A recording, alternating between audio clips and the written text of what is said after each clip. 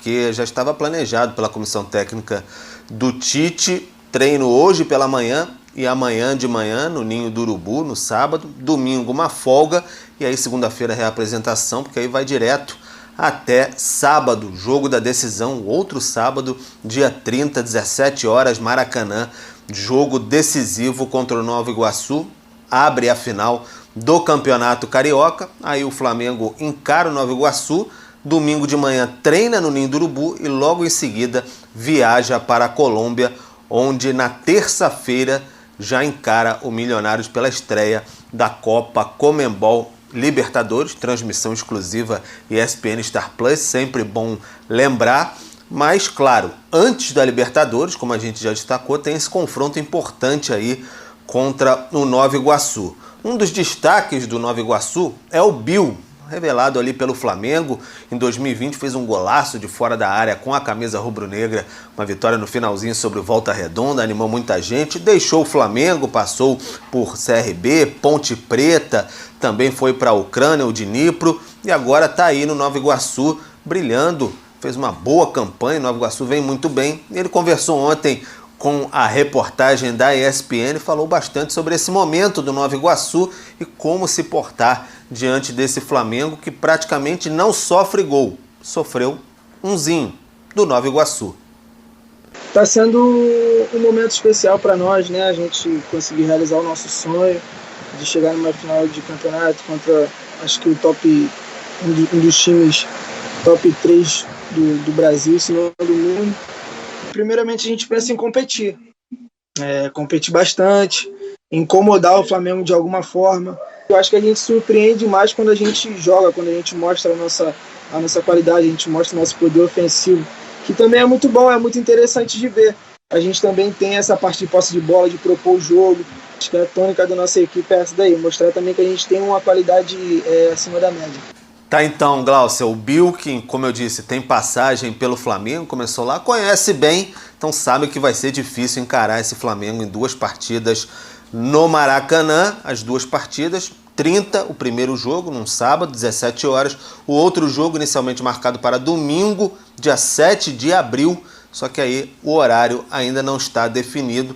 Vamos ver se vai tudo se manter até lá, até esse dia 7 de abril. O Flamengo, como eu disse, treinou hoje pela manhã no Ninho do Urubu. O Pulgar ainda se recuperando da lesão muscular que o cortou da seleção chilena nessa data FIFA. A tendência é que ele possa estar em campo nesse primeiro jogo contra o Nova Iguaçu. O Flamengo tem sim essa expectativa, vem se recuperando bem. Então, na próxima semana, já com o retorno dos convocados, depois dessa data FIFA, o Flamengo com força máxima para encarar o Nova Iguaçu. O Flamengo obteve uma receita de 1,370 bilhão em 2023, recorde na história do futebol brasileiro. O número consta no balanço do clube apresentado ao Conselho Fiscal nesta quinta-feira. O valor representa um crescimento de cerca de 200 milhões de reais em relação ao ano anterior. O recorde anterior de receita absoluta no futebol brasileiro era da CBF, em 2022, com 1,214 bilhão. A entidade ainda não divulgou seus números de 2023. Com essa receita, o Flamengo obteve um superávit operacional, espécie de lucro líquido, de 320 milhões de reais, também recorde na história do clube. Esse valor é considerado antes de se contabilizar os investimentos feitos pelo Flamengo, principalmente contratações. A receita rubro-negra, bruta, aumentou porque houve incrementos nas áreas comercial, de marketing e publicidade, match day, bilheteria e sócios torcedores, vendas de jogadores. Obviamente, houve queda no valor obtido com premiações, em torno de 100 milhões de reais, já que o clube não conquistou títulos em 2023. Mas está aí, está cada vez... A gente chove no molhado, né? Falando da organização do Flamengo. Mas... dentro daquilo que o clube não conquistou em 23 em termos de títulos e ainda assim ter uma arrecadação recorde, Mauro, é algo que chama muita atenção. E aí mostra que uma queda de 100 milhões aproximadamente no faturamento, especificamente com premiação, ou seja, não ganhou campeonatos, e não é só premiação, né? Você não ganha a premiação do título, você não tem a premiação do patrocinador que te paga um bônus se você for campeão. Você eventualmente pode ter bilheterias melhores se você brigar pelo título. Por exemplo, se chegasse à final da Libertadores e tudo, ia ter estádio cheio. ficou pelo caminho e tal.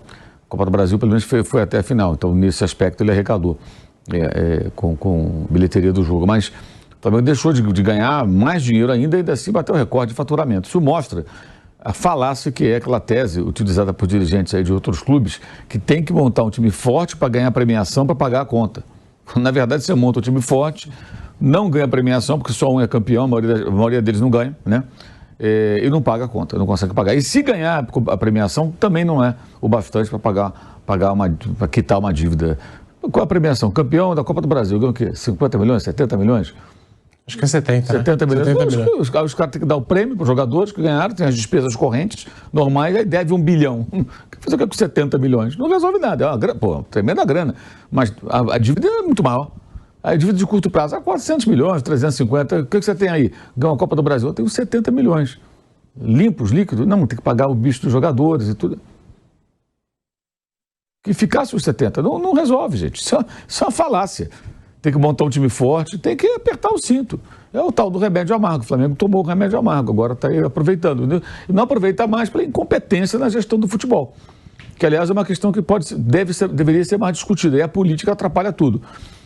Um clube que ganha tanto dinheiro, fatura tanto dinheiro, investe tanto no futebol, ele pode ter as pessoas que estão à frente do futebol fazendo a gestão desse dinheiro, automaticamente? São as pessoas mais indicadas? O Marcos Braz, outros que lá estão e tal.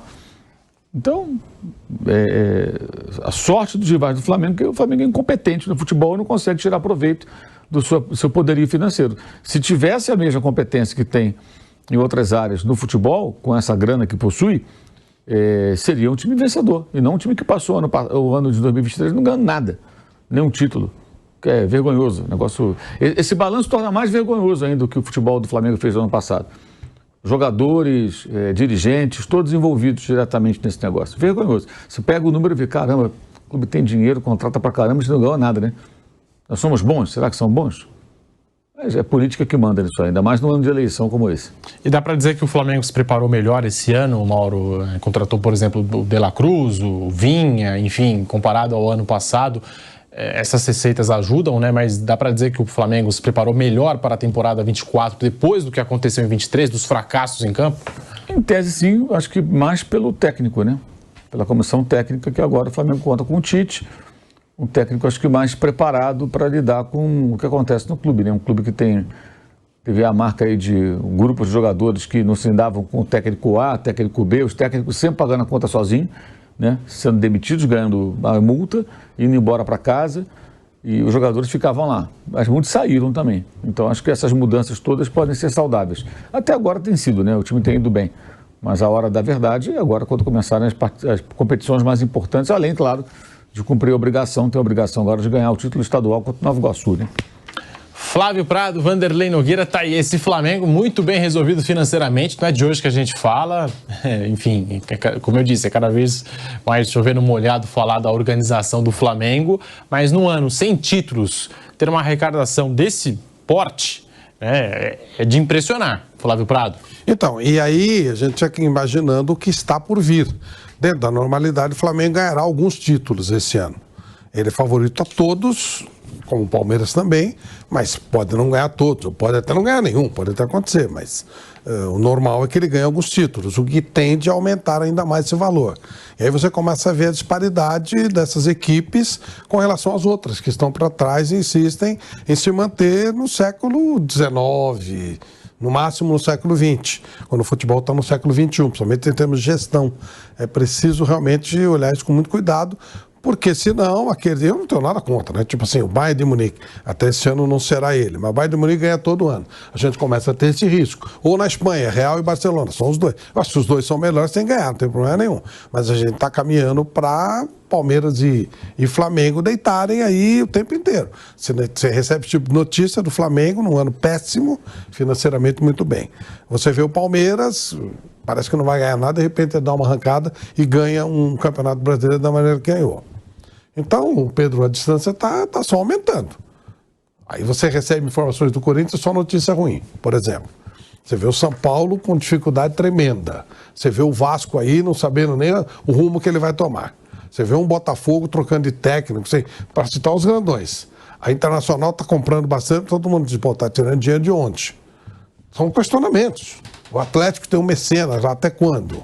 São questionamentos. Eu não estou dizendo que está certo ou errado. Talvez o Inter tenha realmente um potencial para se manter assim. Talvez o Atlético mecenas continue sempre lá botando dinheiro. Não sei. Mas a verdade é que você vê de concreto mesmo quem está fazendo a coisa fluir direitinho, Palmeiras e Flamengo. E a distância vai aumentando. Eles já estão com o carro andando e estão acelerando mais. E os outros ainda estão de carroça. Então, é um processo que vai caminhando para dois lados só. Um orçamento respeitável, né?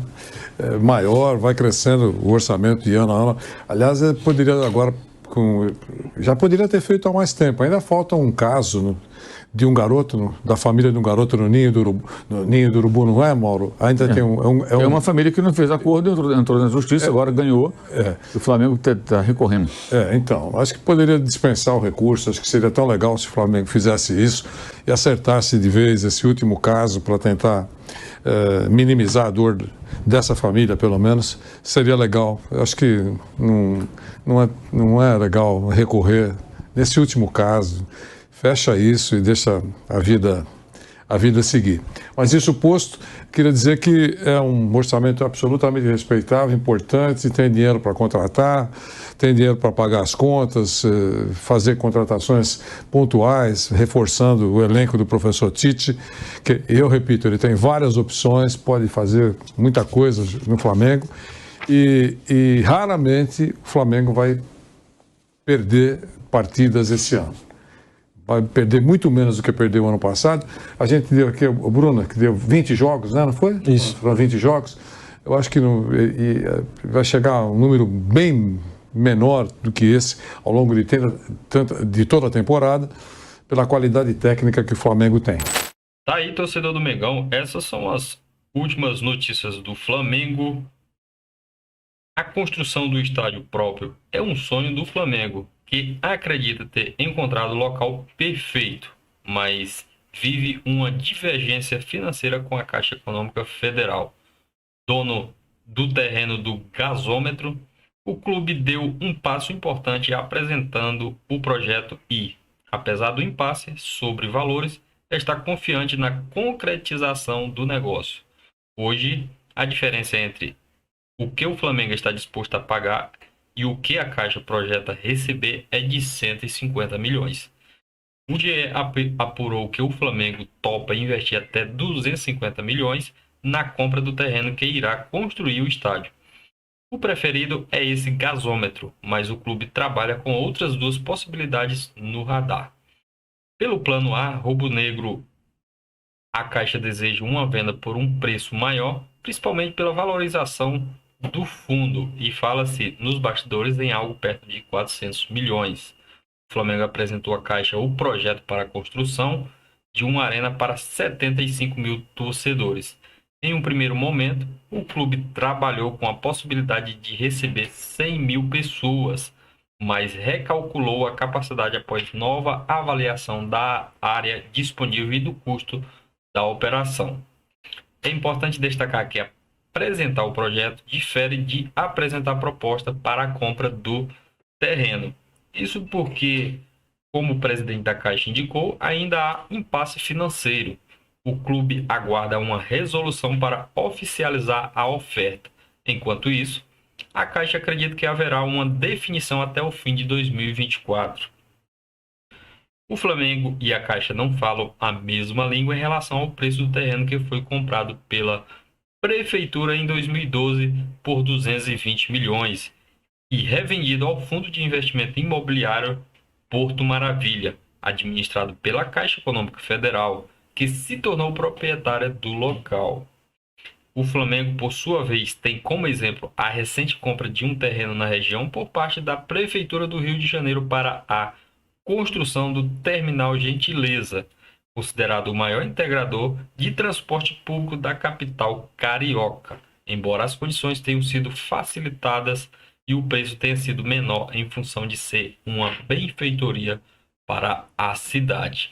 Esse aí, torcedor do Flamengo, muito obrigado. Deixa o seu like aqui para estar fortalecendo o nosso canal, se inscreva em nosso canal, deixa seu comentário, os créditos do vídeo aqui abaixo no link da descrição e até o próximo conteúdo, galera.